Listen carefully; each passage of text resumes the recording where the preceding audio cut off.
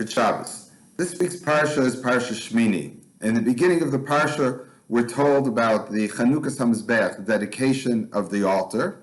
And as the altar is being dedicated, we're told of the story of Nadav and Avihu, the two oldest sons of Aaron, the Kohen Gadol, the high priest. And they bring an Eish Zara, a strange fire with ketoras, with incense, on the altar. And a fire comes forth from before God and consumes them. And Moshe comes to Aaron and he says, in consolation, he says, Hu Ashadibra Hashem Lemba, that's what God has spoken about, saying, B'krovei HaKadosh, those that are close to me, I will be sanctified with them. I'm covered, and I'll be honored before all the people. Vayidam Aaron, and Aaron is silent. Aaron accepts the words of consolation. What you see from this is that Nadav and Avihu were not evil people, were not wicked, but rather they were trying to get close to God. They were trying to bring an offering to God, but it wasn't accepted, and it seems because it was something which Ashalot Tziva, which was not commanded. And here we get into really a discussion of people who try to be pious and try to create stringencies and extra rituals. How are they looked upon from the perspective of halacha? How are they looked upon from the perspective of the rabbinic sort of norms that exist within the Torah tradition?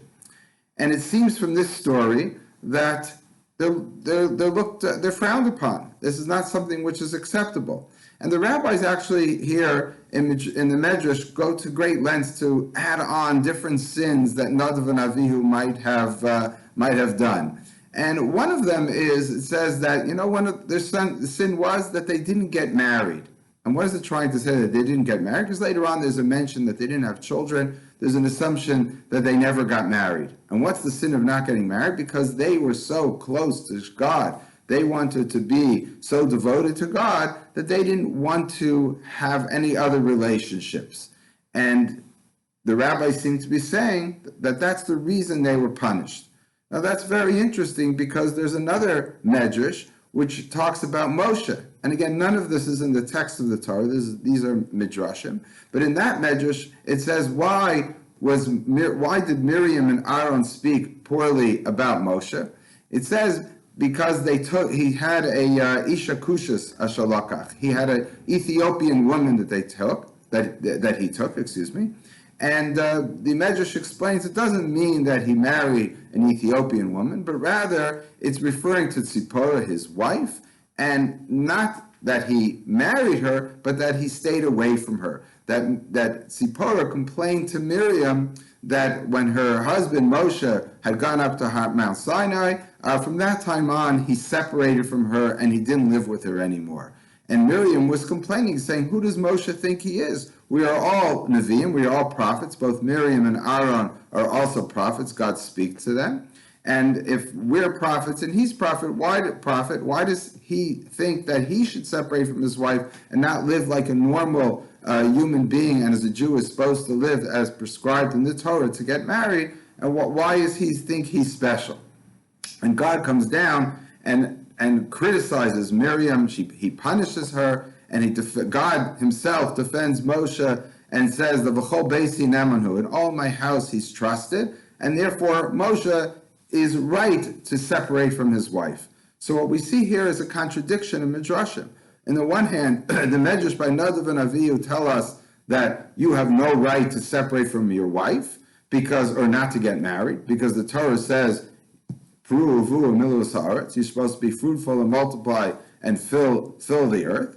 And on the other hand, by Moshe, it says, oh no, he's right. He's a pious person. He's a great prophet. So what's the difference between the two? We also have a third example of this in the figure of Ben Azai. Ben Azai in the Talmudic times also prescribes when a man should get married, and he says at a certain age a man should get married. And then other rabbis, or Belezer ben Azariah, another rabbi, criticizes him. He says, hey, but you didn't get married.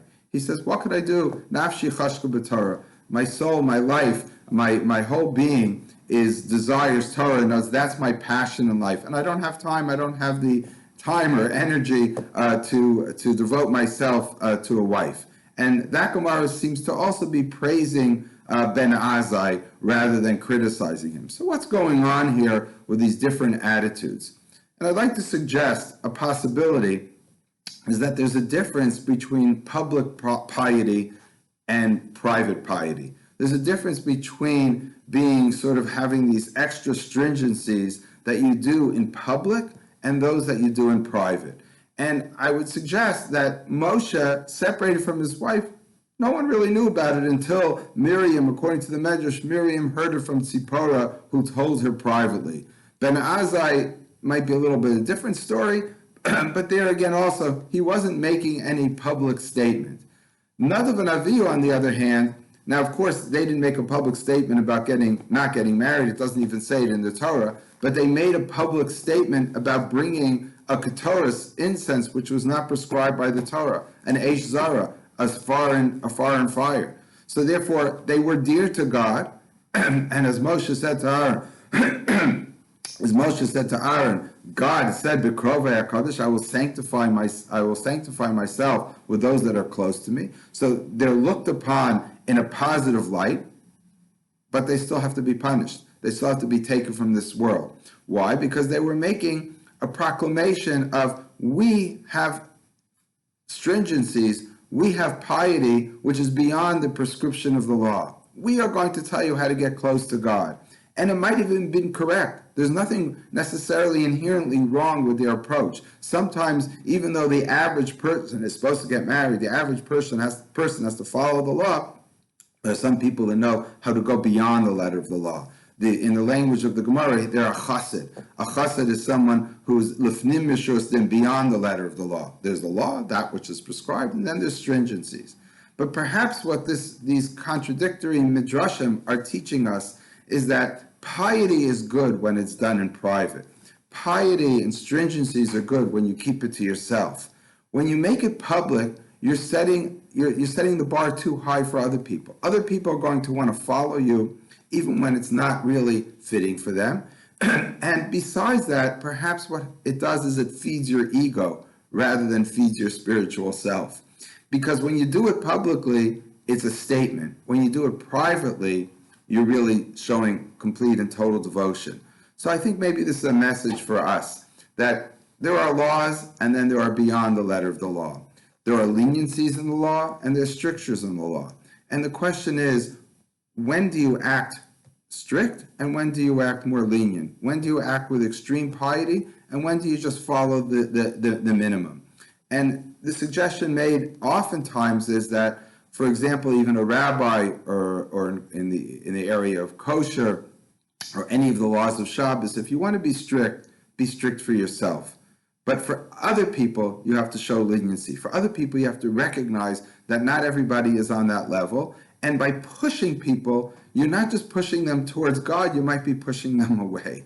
And by acting in a stringent way and making a public statement and making sure that everyone follows that might just be a sign of your heightened ego rather than your heightened spirituality. So it's important that we understand that there are people who have extra piety, who have extra stringencies, and perhaps we should look at them with admiration and we should give them honor, but only if they understand that this is something that they're doing for themselves, not trying to impose on other people, not trying to show off to the world how pious they are. There's a place for piety, there's a place for stringency, and then there's a place for just following the din, the law as it is, the letter of the law. And I think that's a lesson we all have to learn in everything in life, that we should never have expectations from others beyond what's really necessary. If we want to go beyond, whether that's in Torah law, whether that's in stringencies on halacha, whether that's in morality or piety, or even expecting someone to spend their whole day studying rather than having a life and having some freedom and having some pleasure in life, I think we have to realize that it's one thing to do that for yourself, it's another thing to push other people down that path.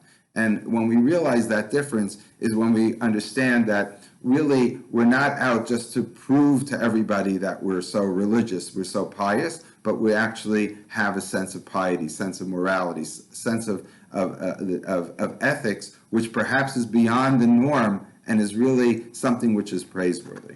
Good Shabbos.